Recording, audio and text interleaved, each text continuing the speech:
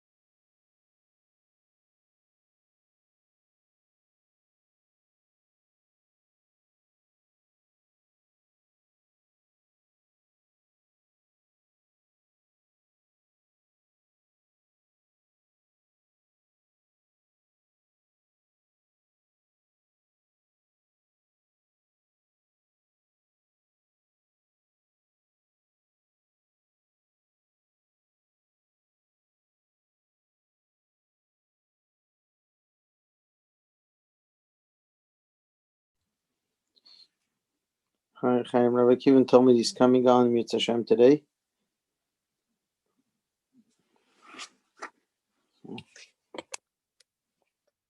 There we go. There's Rabbi Kivman. Hello. Hi. Afreilig en Ganneke. I wasn't sure you'd be able to make it. All I put an alarm on my phone. all the programs are going on. I don't know how many people are going to make it tonight. With Chanukah, it's hard. If Chaim kan, Hachel kan.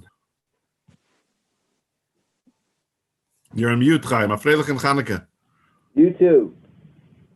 How are you? All right. I was gonna go onto your pagoda meal, but I wasn't sure where delivery was. Liverpool. That's the whole point. That they're going to be delivering to Liverpool. Oh, well, that's no good to me.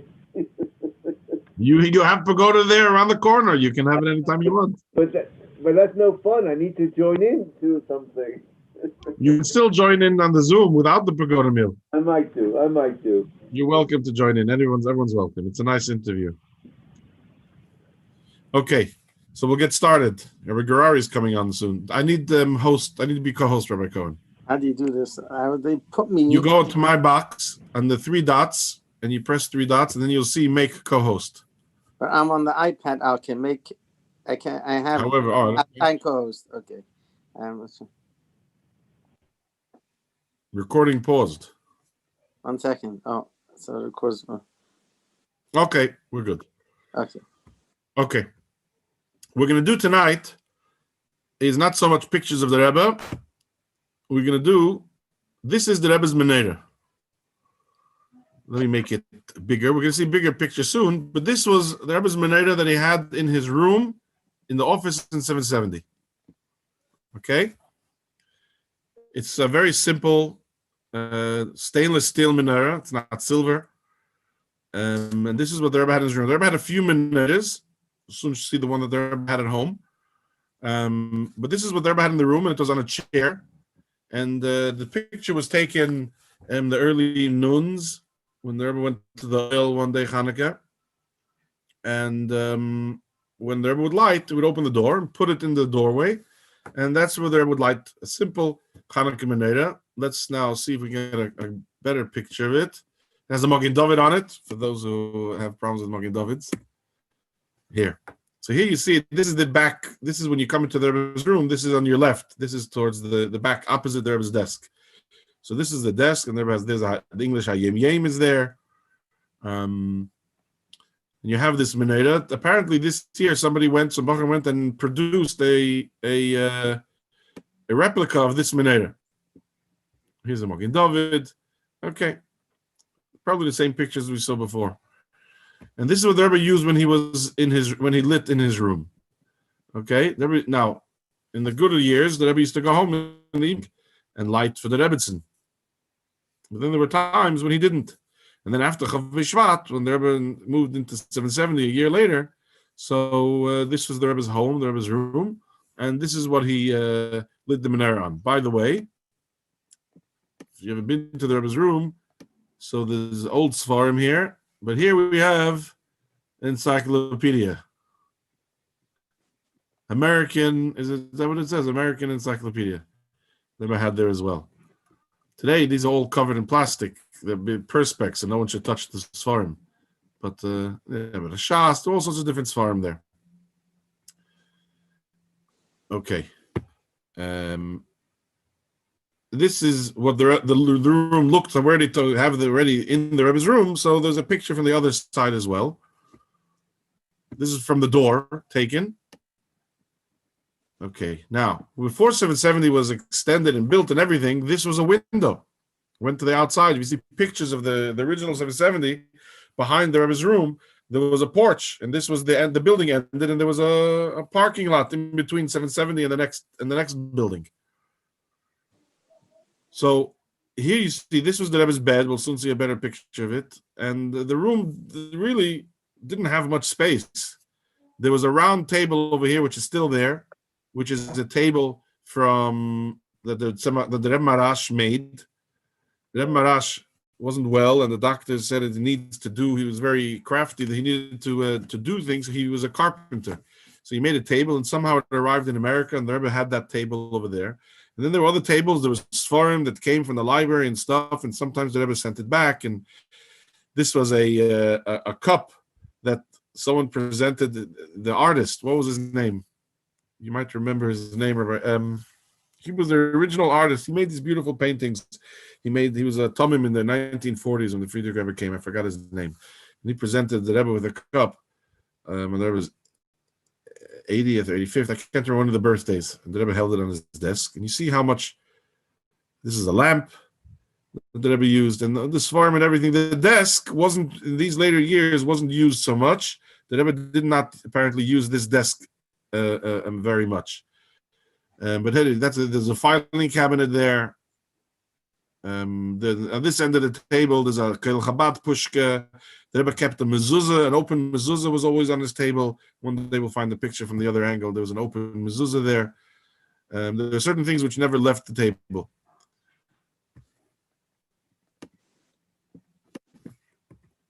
This is that bookcase that we saw earlier. This is above the menorah. So this was the bookcase. Let's see if we can see some of the stuff that's on there. So there's a Shulchan Aruch, a Chesed Mishpat, and here's a Shas. Various other older Svarim. This is probably like a Likutei Sichos. You can see from the colors, it's more Likutei Sichos colors and stuff. Okay.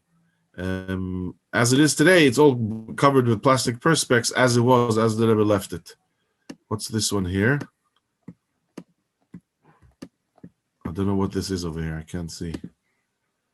This is blocking. Hey, what is this? I don't know.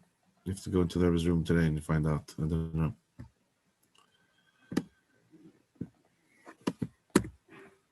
Here we have a better picture. The same menorah. Further back in here, you see the Rebbe's bed. So the Rebbe came in, there wasn't much space, the desk was full, there was another table here. And we'll soon see, this is the table where the Rebbe did a lot of his work. Okay? But this was the Rebbe's bed. Here we have an interesting picture. Again, I don't remember where I got it from. And this is a picture, let me move this column out of the way. So there's a table there with Svarim. And here, this is probably Motzei Shabbos or something, because this was the main table that the Rebbe used for his work. There's a pen that was doing Hagoyis, whatever it is. There's a kettle, a thermos for Shabbos. The Rebbetzins Leichter, they would light the Shabbos candles. Something over there with water or drink, and there's some left food. And this is straight after Shabbos already, or Erev Shabbos, and the Rebbe this is where the Rebbe would sit a lot of the time, apparently, and answer the letters and so on. This is in the last few years. The Rebbe spent most of his time by this table here. I don't know where this is. Going through my thing, this is a Becher, and it says in it, as we'll see here, it says something Schneerson. I don't know whose it is. Don't know where it's from, if the Rebbe's Becher, if it has the name Schneerson. I don't know the story behind it. I don't remember how I got it. I just found it here in this album. I don't know where it is or what it is. Kesef. It's made from silver. But I don't know the history of it. This is a gold menorah made of pure gold in the Rebbe's house. Some say the Rebbe used it, some say he didn't. Here's the Rebbetzins Leichters. Okay. This was given as a gift in the early Chofs, in the early 1960s. There was a Yid in Crown Heights who lived on Montgomery Street. His name was Avram Klein, a very tall person. And he gave this as a gift to the Rebbe. He was very much involved, I think, in buying 770 and buying 788, and he was always doing things for the Rebbe. He wasn't a chassid by birth, but he was very much makusha to the Rebbe, and he did many things for the Rebbe. And he gave this golden menorah to the Rebbe. Whether or not the Rebbe used it or not, there's different opinions from people, different people who were in the house. That's what it looks further back. Today, if you had the opportunities to go into the Rebbe's house, the furniture has all been removed. But this is what it looked like when the Rebbetzin was there. This was the main room where the Rebbe used to, as we know as the Rebbe davening. I think this is that room. There was this dresser there, and that's where the licht was always on the side.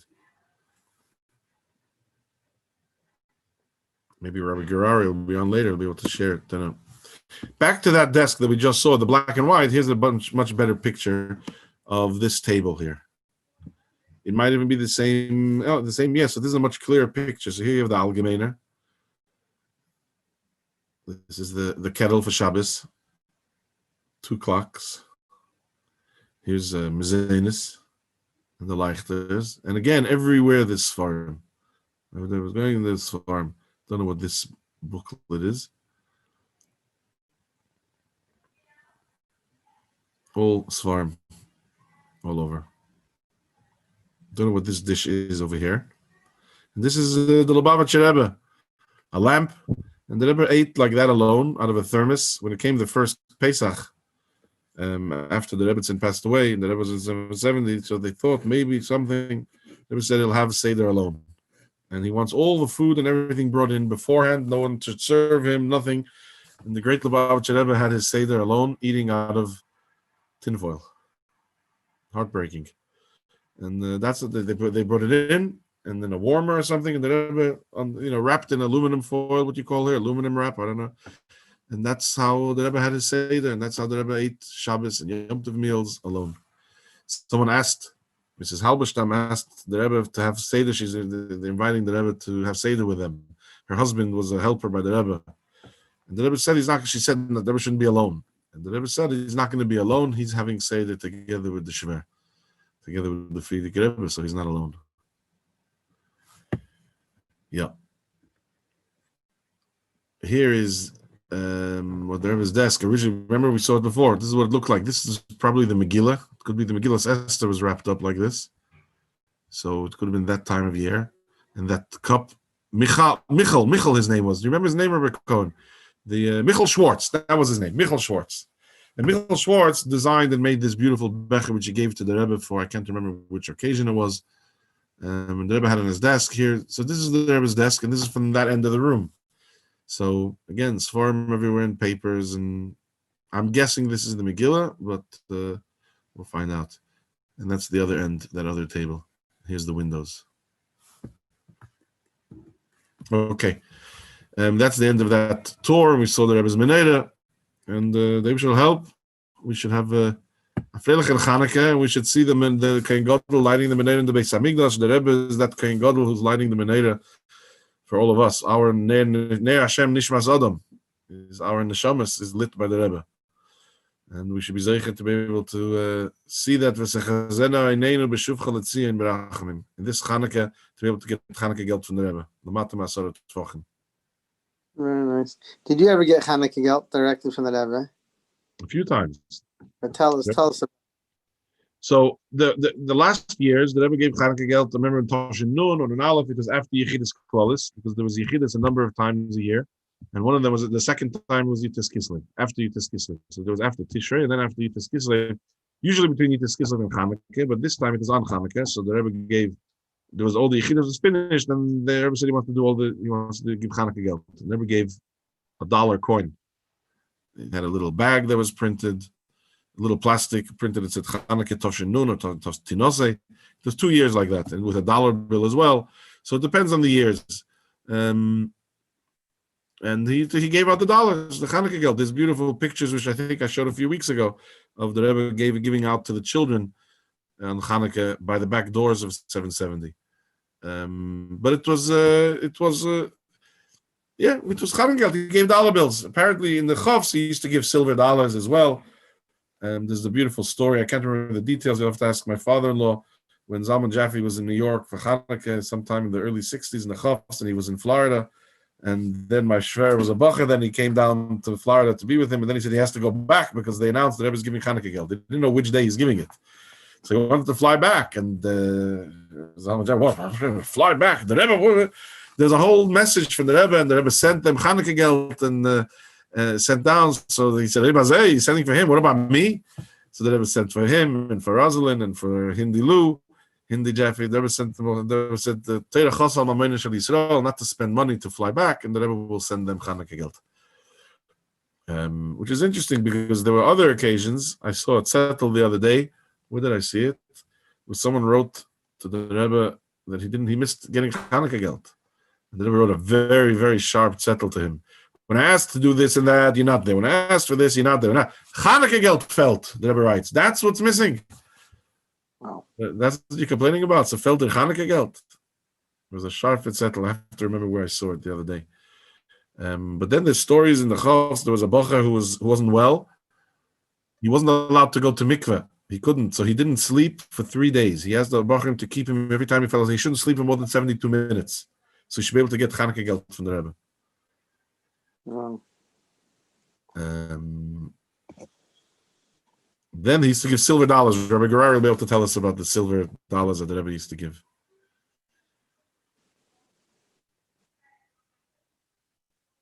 You're on mute. We don't hear you, Rabbi Gerari. No, he's not. His mic's not on.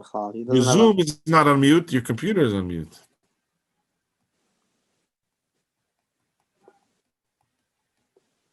Where is he gone? One of the of course, the greatest highlight of all was to be able to be by Hadlokas Haneres by the Rebbe. The story is told that the niggin that we have of Haneres Alolu is from the Chassidim of the Rebbe Marash. Chassidim of the Rebbe Marash didn't have much opportunity to see him. The Rebbe writes, 8 o'clock in the morning, he's already after davening. He didn't live for many years, and it's an opportunity on Chanukah by Hadlokas Haneres to be able to see him. So they compose this long, very not Chabad niggin that goes back and forth with chazonis and fast and slow. So it takes a good few minutes to sing it, so they were able to see the Rebbe Marash's face. And this is one of the special occasions by the Rebbe where we can sing it for 10 minutes, and the Rebbe would face the Elam, and it was a very, very special occasion. And many times the Rebbe you see the Rebbe's fingers would count to sing Al Nisech at the end 10 times, and at the end, the Rebbe would turn around and say Aleinu. So that was a special, it was always very special to be able to sing Haneres Alolu with the Rebbe. And even on Friday afternoon, it was Erev Shabbos, it was mamish close to Shabbos, the Rebbe came down. Normally there wasn't Mincha, but the Rebbe didn't daven with him Indian Friday afternoon Mincha. Every day, Sunday to Thursday, but not Friday. But Friday, the Rebbe came and davened Mincha downstairs. I remember as a kid, it was also upstairs. It was always special, Haneres Alolu with the Rebbe. Rabbi Gerari is having technical problems. Yeah. Once they started singing Haneres Alolu Shabbos by Fabrengen, Shabbos Chanukah. And the Rebbe stopped it and he said, we don't sing it on Shabbos. It's not a Shabbos niggin, it's about the Haneres Alolu. But in Tafshin, if I remember correctly, the Rebbe did start at the end. He started from the end of the song. The Rebbe started singing Al Nisech Chovial. So then we did sing it on Shabbos, but only the last part. Al Nisech Chovial Niflesech Chovial Yeshua Yisech. And then Nun and Aleph, the Rebbe was speaking the first Sikha, and he spoke about the Chanukah candles are lit in Shul, and they stay lit. And the Rebbe stood up from his chair. And the Rebbe stood up to look to see if they were lit. And they weren't lit. Someone went and got the guy to light it. By Mincha, they were lit already. And David Draskin was looking around. Woo, the oral. He was looking for the oral to go and put it out because it's wrong. You're not supposed to light it on Shabbos. But now they already have on Shabbos at 770 from then. They have big candles that last 20, big beeswax candles, yellow ones. And that lasts apparently the whole Mesles of Hanukkah and Shabbos, it's lit as well. But I think if I remember, they asked the Rebbe if it's Hayrov always. The Rebbe said no, it doesn't mean that it should always be lit Shabbos. But some Chabad shuls still do that. They get big candles for Shabbos. It should be lit the whole 24 hours, the whole time of Shabbos. But that was an interesting moment when the Rebbe stood up to look to see if it was lit. What other stories can I share with you until Rabbi Garari is back? Or is he waiting for me to finish?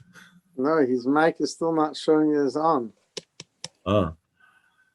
No, the mic's gone. Do you know Zoom a little bit? Maybe tell him how to get. Why is the mic not showing, Bachal? What do you mean? Oh, I don't Over know. there, if you put, there's no mic, Bachal. Oh, he doesn't have a mic connected. I don't know. I think he's calling in. Rabbi Garari. Oh. How do you unmute on the phone? You can unmute him. I can unmute him. You're the host. I can ask to unmute. Oh, there he is. Could I talk now? Ja. A gebenchte freiliche Chaneke. It would be a shame to skip and not to talk about the Yonah de Yomer, how Chassidus explains the Yontif of Chanukah. Not to talk about Chanukah on Chanukah would be a crime. The way Chassidus talks about Chanukah there's nothing greater. Bechlal Chassidus, every Yontif is the greatest Yontif. There's no Yontif like it. And it's taka like that. There's something about every Yontif that is unique and special. So it's the emes that every Yontif is moiridik. But when it comes to Chanukah, is in the Chassidus alone, talks about Chanukah that is the highest oil.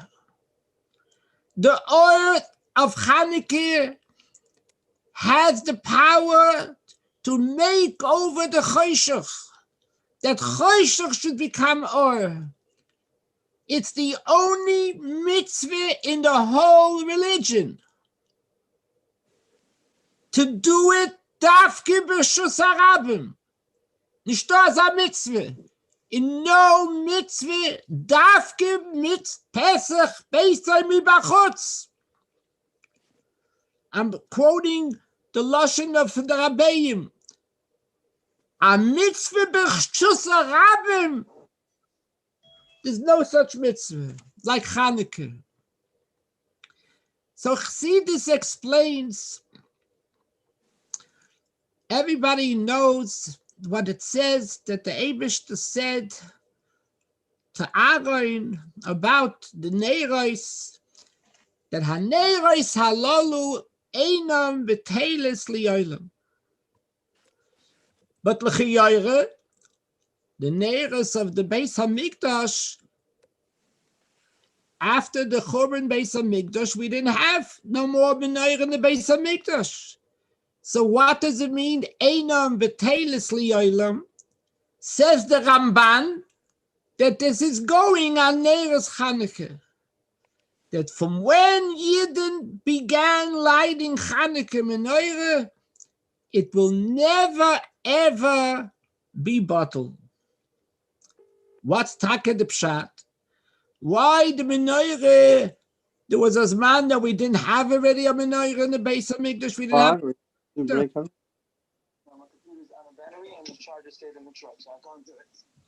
Excuse me, sir. You're in the middle of this whole talk now. Hello? Rabbi Cohn? Oh.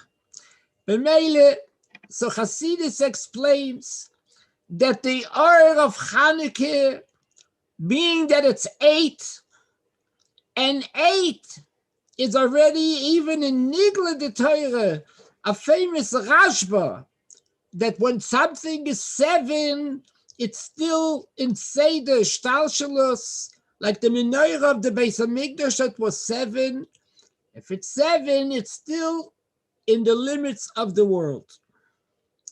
Like we say every day in Hoidu, Zechor rachamecha Hashem v'chasadecha ki mei olam heima. One of the meanings of ki mei olam heima is that the Yemei of the week represent the 7 days, the 7 midas of the Eibishter, and they are still mugbal. They're, like it says in the famous saying, Esav v'lo teisha and lo yachadasa. So the midas of the Eibishter are still in Hagbala. The number 8 is not to touch 1 more than 7. It passes the whole idea of Hishtalshalus. It's an infinite light. L'mayla Hishtalshalus. L'mayla Magbolus. In Dafke, because this is that kind of a or. So it has the power to illuminate the most darkest periods, to make the choshech into or.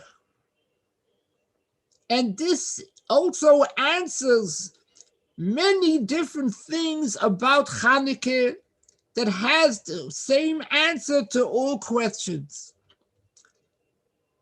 The menorah in the Beis HaMikdash that we are celebrating, that we have back, we had the menorah back and we were able to light it. So the chayra, we should mimic what they did in the Beis HaMikdash. In the Beis HaMikdash, the menorah was dafke lit bein arbayim. And the halacha is, when do we light? Dafke mishetishkachama. This is what's going on here. We're imitating like it was in Beis HaMikdash, and with dafke not doing like the Beis HaMikdash. Beis HaMikdash was bein arbayim, and we light the menorah dafke mishetishkachama. Another unique thing is the menorah dafke b'smoil. Gemara says mezuzah miyamin, and the menorah should be small. The whole religion, everything is yamin, yamin, yamin, yamin, yamin. Mitamol Chanukah, no, b'smoil. Why b'smoil? Something very, very interesting is when the Gemara wants to say, how long should the menorah burn? So instead of saying in simple a half an hour, chatzi shah, it's up to whole long Megillah. You should. How long should the menorah be lit? Ad the tichle ragli the tamidoi. You gotta. There's a lot to understand here. What we're talking about. So Rashi explains that there was a certain bunch of gypsies that had a parnasa to provide. In those days, they had no flashlights and there was no lights outside. So in order to see in the dark, they sold matches. Who did that? A certain nation called Talmudai. So how long did they hang out in the street? It happened to be a half an hour.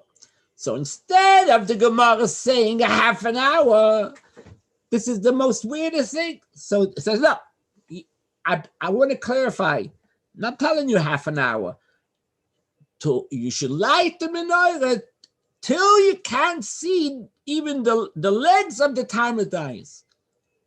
No, most of the people, la'olam vod, when the Torah is given nitzchi, who knows about Talmudais? Who says they're gonna be Talmudais? So why would the Gemara, instead of making it so simple, making it so complicated?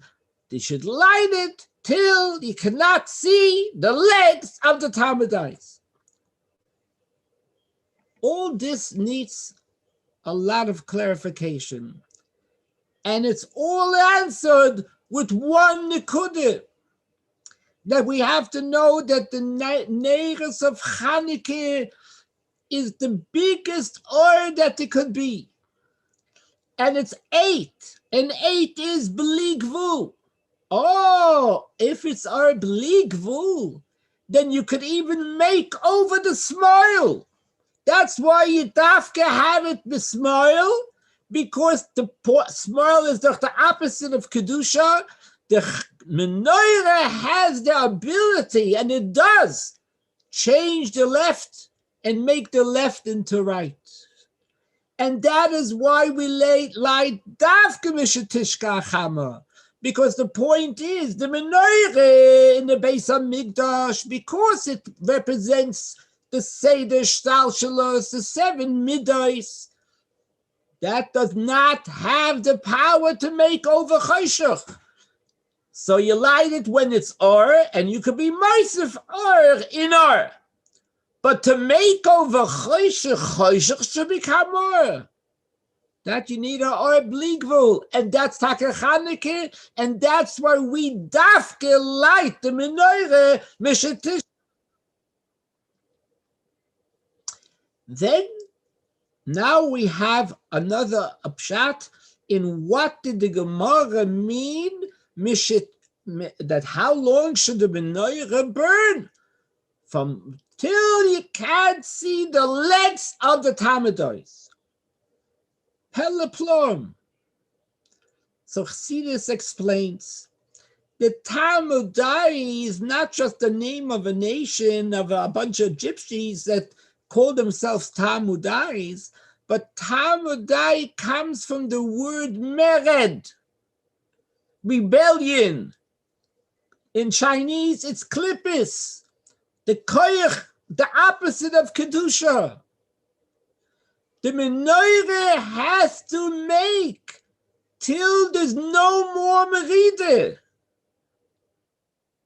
And then the Rebbe says, noch deeper. Kalya could mean the end, but Kalya could also mean Kolos HaNefesh. If you could change over Choshech, that the Choshech turns over to love the Eibishter, that's called his Hapche. And this is the kavanah of the union of Neiros Chanukah. So what's the nekuda that we have to understand? That Chanukah, the message of Chanukah, is a moiradika message. That now there is nothing we cannot do. We could even do the impossible. There is nothing we cannot do. We have the koyach of Chanukah to turn over the most darkest levels, the darkest period which we're living in now, in the deepest chayshach that there could be. But we are not nispol, because we have Chanukah, and Chanukah gives the koyach, the biggest, strongest koyach, to turn over the most lowest times, the worst period, the suf of Golus, that we are now mamish in the last days, moments of Golus. We are taking with us the Neiros Chanukah. This is one very important thing to remember, that we have the koyches. We got it. There's nothing we cannot do. We could do the impossible. What was impossible is no longer impossible. Every Yid, when he lights his menorah in your home, you're not just lighting up your home, you're lighting up the whole world and all the elements, all the way up to Koydem Atzimtzum. There is nowhere that you cannot reach. You influence everything. And it says in Chassidus, and when the Eibishter created Adam, it says in the Torah, Nase Adam, let's make. What says let's? The Eibishter had assistants. The Eibishter Chas v'Sholem means let's. Okay, so Rasha says this was a Ninavah, whatever. But Chassidus says the Eibishter made that inner Yid. He's made up of all the Madregas, wherever they are. He's wired up to everything. And when a Yid does a mitzvah, he influences every nekuda that there is. So when a Yid lights the menorah on Chanukah, he has to know that by lighting this menorah, he is influencing and bringing new or that was never ever given to the world. This Chanukah, when a Yid lights the menorah, he brings or to all over and forever. That light of this Chanukah will never ever end. We're just moisif and moisif and moisif nitzchiistika or. This is one very important nekuda to talk about and internalize. But then there is another whole Indian, a whole Masechta in Chassidus about Chanukah. We all know the story that the Gemara says that the Yevonim, they were metamed the oil, and on this happened that we found a pach shemen that was intact, and this was able to last for 8 days. We all know the story. But there's so much in this story, how Chassidus takes the story and how to internalize this story. First of all, if the Yevonim wanted to aggravate us and not prevent us from lighting the menorah, they could have done a different thing. They could have taken all the jars of oil and toss them out. It would be much quicker and than going and contaminating all the jars. Why didn't they just throw them out? So Chassidus explains that they had a hidden agenda. The Yevonim were fighting against the Jews because they couldn't stand the idea of believing in the supernatural, believing in beligvul, believing in spirituality. They couldn't take that. Everything had to be whatever you understand is fine. If it's not something it's not tangible, it's not something that you comprehend, it doesn't exist. So they were bothered specifically about the mitzvahs of Tumah and Tara. Tumah and Tara is not something visible, not something that you could comprehend. What exactly is Tumah? It's not dirt. It's nothing to do with dirt. It's a spiritual concept. Doesn't make a blooming sense. What is this Tumah Tara? They couldn't stand that whole mitzvah. It's a choik. It's beyond understanding. Oh, that's exactly what they wanted to get rid of. So instead of throwing out the jars, they specifically wanted to antagonize this idea that you didn't believe in the supernatural. So they specifically contaminated the oil. Physically, it's the same oil. But spiritually, there's an infinite difference. So that is why they contaminated the oil. In Avodas Hashem, they wanted to contaminate the minds of the Jews.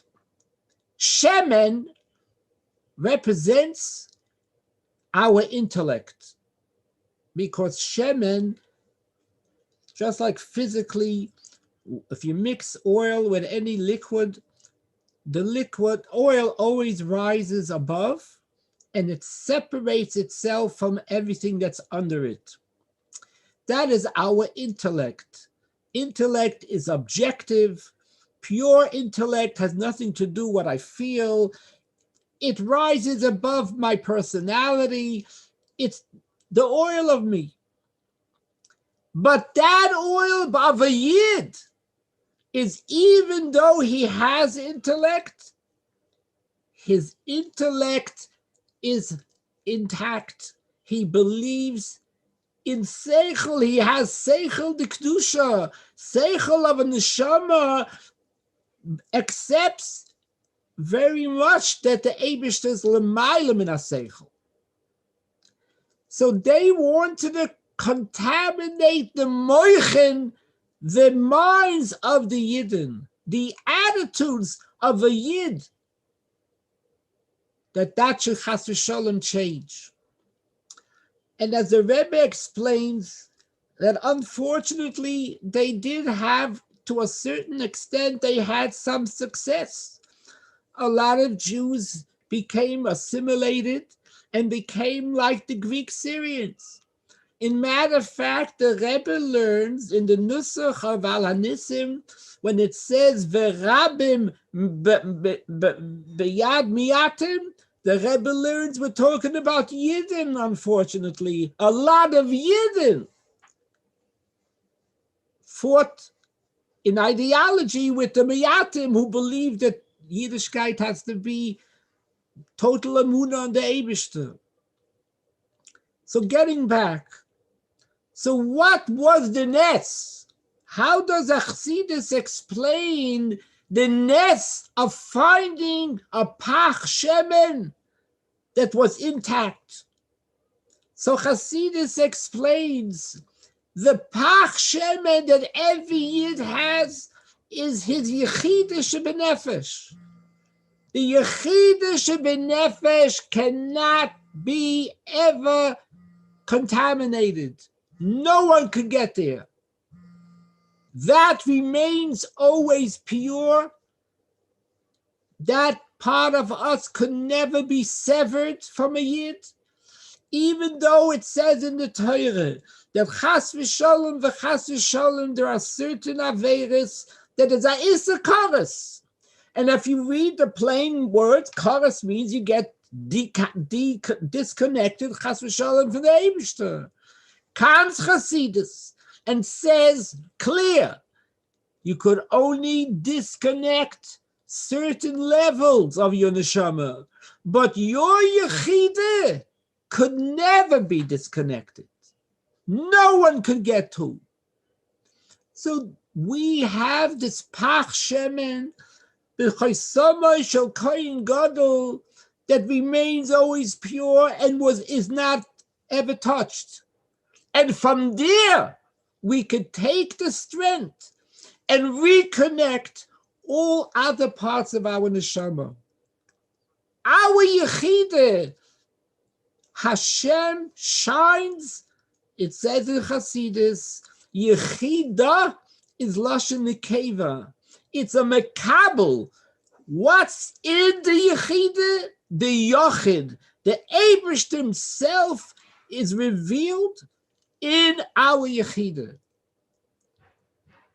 Like in the Kodesh HaKadoshim shined the Eibishter himself, we are the Kodesh HaKadoshim, the Yechidah is the Kodesh HaKadoshim, and the Eibishter shines in our Yechidah Shebenefesh. And that is the Pach Shemen that we all have, that we can always draw from, we can always connect to. And I want to tell you that you probably never heard before, but I want to give you a little shock. How can we describe the Yechidah Shebenefesh? Sounds like esoteric madregas. So there's a maimer from the Tzemach Tzedek that the Tzemach Tzedek said, he spoke to the soldiers, Yiddish soldiers. This maimer he said in Yiddish, it's printed in Yiddish. And there he says one line that is a Scud missile. He talks about Yechidah Shebenefesh, and you know how he translates the Yechidah Shebenefesh? In Yiddish it says, mit der ganzen Herz. That means Yechidish B'Nefesh. With your total heart. That's your Yechidish B'Nefesh. So sometimes you could say, how am I going to get to my Yechidish B'Nefesh? It's in your hands. It's in the hands of every Yid. If you could give it all you got, no ifs, no buts, talk from your whole heart, that's the Yechidish B'Nefesh. As I state in that Maimer, it's so important to read that Maimer. There's a lot of Chedushim, although you think it's a Yiddish Maimer, he spoke to Pashut people. Just read that Maimer and you'll have a wake-up call. This is a mitzvah deraisa to learn this Maimer. It's not a Maimer to the soldiers, it's a Maimer to us. And we have to be the soldiers. So let's go back.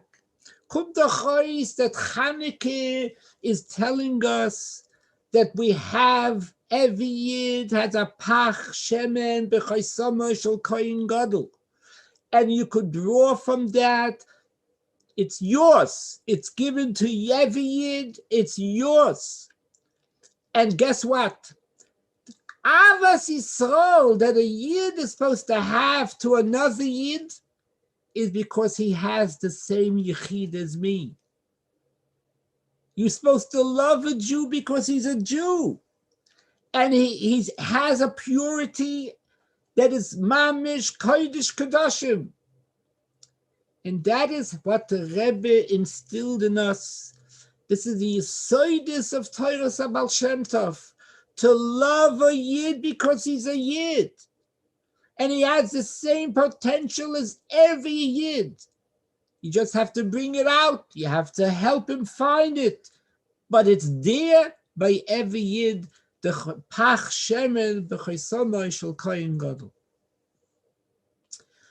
So to make a long story short, one of the things that we're supposed to learn from Chanukah that is so much typical the Rebbe, how the Rebbe always trained us, no matter what you did, you never got a pat on your back. Oh, you're so wonderful. I'm so proud of you. Whatever you told the Rebbe, what was his immediate response? For sure, tomorrow you'll do even more, or double, or triple. I remember, just to share with you a personal story, we once had a fire and the whole Chabad house burned down, and the Rebbe right away said that for sure this is going to bring, because it says that after a fire you become wealthy, so for sure it's going to bring. So we finally got, the Rebbe's words came through, and we got a much bigger Chabad house and much closer to the campus. And I'm coming over to the Rebbe with a bottle of mashke by the Fabreinen, Chanukah's Habayis of this big Chabad house. What do you think the Rebbe said? We didn't even open it yet. We're opening up the Chabad house. In Gierchen, sondern bei einer größeren Chabad house. This was the Rebbe, Moise Verheulich. The whole message of Chanukah is a machloikis by Shammai and by Hillel, as we all know. And by Shammai said you have to start first with the first night with 1, and then 2, and 2 you get to 8. That means today was enough 1, but tomorrow 1 is not enough. Now you have to double it, and Moisef every day. And this was the Rebbe's motto. Keep on going, never stop. You have the koiches, you could do much more. The Rebbe saw in every Yid his Pach Shemen. Your potential is infinite. Just bring it out.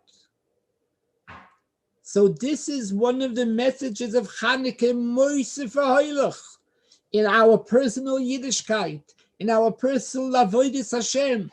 We should demand from ourselves not to be on one level. We have to grow. We can't say, God forbid a person should say, I'm happy the way I am. This is that Chas v'sholem, it says in Chassidus, it says in Hayom Yom, that just like in Gashmius, it's a very big mile to be a sameach b'chelkoi. When it comes to ruchnius, it's the worst thing to be happy the way you are. You're never allowed to be content. You always have to demand from yourself more and more and more. And this is one of the messages of Chanukah, Moisef v'hoilach. What was good today, for tomorrow you expect to do more. So the Eibusher should bench us all that when we should utilize this gewaldige yontif, the koiches of Chanukah is sky's the limit. We have the koiches to be moisef or in our home, in our lives, in our children, and the whole world. Pesach Beisem v'chutz. We have the koiches, and we have the tools, and it's in our hands to carry out this mission.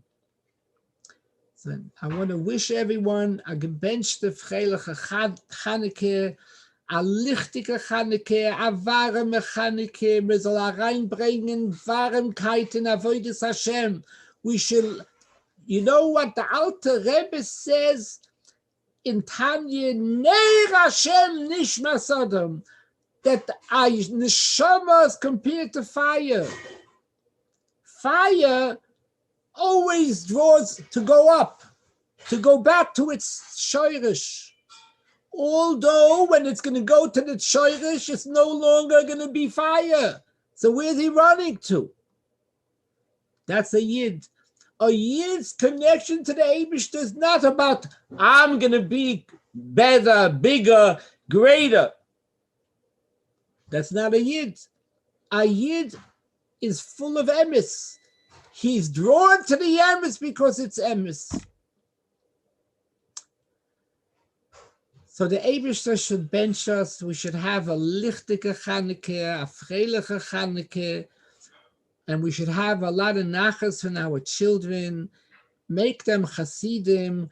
You can make them Hasidim when you're yourself Hasidim, and you should have a lot of nachas from your children, and Panasa Ba'chava and Yeshuais v'Nechamais. This Yontif is it's a Niflesecha v'Yeshuasecha, and it's Chayzen every year stronger and stronger. So the Eibusher should give us Niflois and take us out of this dark Golus and bring Mashiach. Take it from Miyad. Chanukah, a guten Chanukah. I guess next week's Hey Davis in Hashem, right? If it is, then it is. So what do you say? I'm going to say, I'm just saying the topic. Okay, but I want to say that everybody should remember that soon is Chavdalet Tevis. Chavdalet Tevis, the ganze Manchester darf kommen zu der Verbringung. Chavdalet Tevis, alle Chassidim wissen, der alte Rebbe, alle wissen, the Baal HaTanya, the Baal HaShulchan Aruch. So we need to mamish make sure that everybody knows that there's going to be a live, whatever you call this, hookup. Chavdalet Tevis al ganz Manchester gegen Choderom. So I'm giving it over to Rabbi Cohen here. Also soll sehen, machen Plakaten über die ganze Stadt, das wird sein, Chavdalet Tevis verbringen. How do you know what day of the week it is? Do you know what day it is? No. You could look it up. That's so it's not too, but we have to get ready. Okay. It's all Eden. Okay. Freilichen Chanukah, Kol Tov. I get A große Schkoech. bench so design. Goed. Mendel, How are you? good to see you. Sag mal ein Kurev, du weißt das. Yeah. Very Kapisch good. zu Einikel. That's right. Ik gedenkt, ik beim Seide. Ik ben sehr nun mit der Seide. Ja. The Hoibinid. Nicht stam. No, in zijn Einikel von seiner älter Seide, von der Kapisch zu Rebbe von Wien. Zijn Seide gewesen mein älter Vetter. Yeah. Man Seide gehagert, mein älter Seide gehagert auf Kiddush Hashem. Zijn Seide's Brüder. When öffnest du a Bes Medrash? Er is een einikel. Alles hat noch gar gut. Is he offline? Yeah. He's okay. So they say a story, Zantata, they say a story, his father was very close to the Rebbe. Yeah. So father he was about Kapish Rebbe's Adam, and he was invited to the Seder by the Rebbe, but he had a shver, the Kapish Rebbe. So the Rebbe turned around to him and said, if my shver was the Kapish Rebbe, I'd also go there. Yeah, Zantata bring the hospital for the Rebbe. A lot of things, a lot of good things he did. Very good. Shkoyach, this is every week. I have a chavritza, I'm all friends. Yeah, Sunday, without a call. Sunday between 8 and 9. 8 o'clock, Rabbi Kivin does a little snippet of the Rebbe, little, behind the scenes, and then around quarter after, Rabbi Garari starts the Vaila, till we get someone else. Serious. Nicht Sam. Shkoyach. Sehr gut, a Friedrich Mechaniker Kultur, seid gesund. It's called to Shkoyach.